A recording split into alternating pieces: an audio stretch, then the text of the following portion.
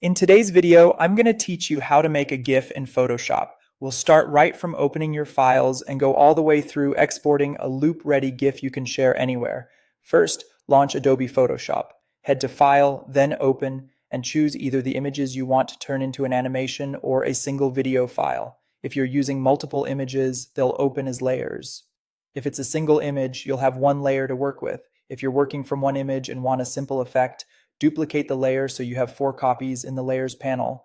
Hide 3 of them by clicking the eye icon, leaving only the first layer visible. Select the Eraser tool on the left toolbar and make a small edit, like erasing one eye to create a blinking effect or removing a detail to vary the frame. Take your time and zoom in for accuracy. A quick tip: if you prefer non-destructive edits, consider using a layer mask with a soft brush instead of the eraser.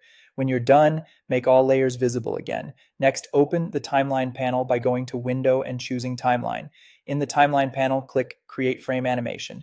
Then open the panel menu and choose Make Frames from Layers. You'll see each layer appear as its own frame in the timeline. Check the order of your layers in the Layers panel. Photoshop reads them from bottom to top. Rearrange if needed so the animation flows correctly from the first frame to the last. Now set the timing. Under each frame, click the time value, like 0.1 seconds, and choose a delay. You can pick a preset or select Other to type a custom time. Shorter delays produce smoother motion, while longer delays make each frame linger. Choose how the GIF loops at the bottom of the timeline panel. Forever is ideal for most GIFs, but you can also pick once or 3 times if that fits your project. Click play in the timeline to preview. If something feels off, stop the playback and adjust the frame order, timing, or any layer edits. When you're happy, go to File, Export, Save for Web, Legacy, set the format to GIF.